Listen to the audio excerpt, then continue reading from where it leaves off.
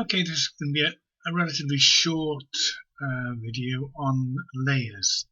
I've set up a world with a player,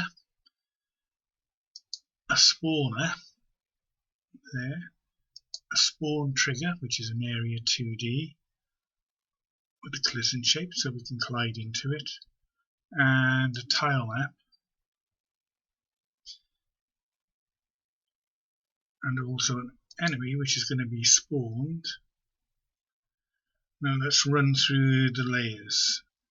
First thing to do is to go into, when you've got a scene like this, is to go into project settings and set all your layer names in 2D physics onto separate layers. Like layer 1 is going to be player, layer 2 enemy, layer 3 the actual floor, and layer 4 is going to be the spawning thing, the trigger. So if we go back into the main scene and play,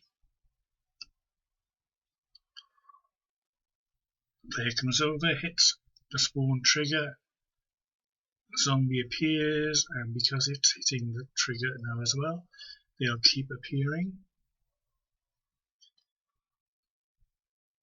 As you can see, the zombie disappears into itself, and there's a reason for that. Okay, so we set up the layers. You can see them there, or you can just hover over them there. So the zombie is on its own layer called enemy, and it is seeing the player, the floor, and the spawn trigger. So now if we take off the spawn trigger, play the scene, I move into it, the player, now the zombie will totally ignore that trigger. Same goes for if we take out the player, play the scene. Oh, do it the right way around. Yes, I have.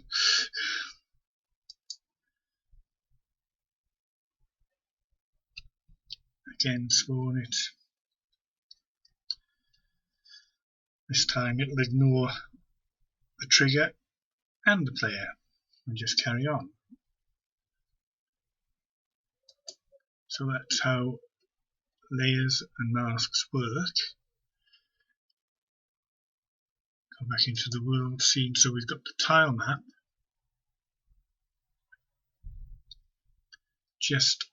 It doesn't need to see anything else, obviously it's just a floor.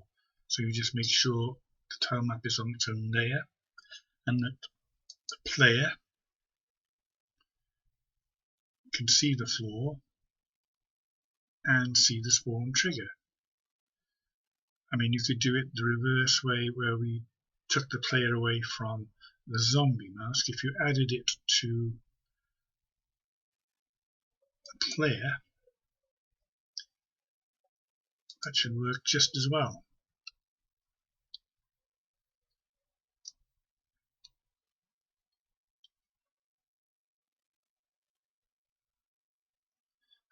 So one can see the other or not, depending on what you want, however you want to do it. The spawn trigger, obviously, is on its own layer, and it sees the player. Again, if you wanted the spawn trigger to see the enemy, you could click on that one. And I think that's basically it for layers. The top one is the identity of the object. The bottom one is what it sees.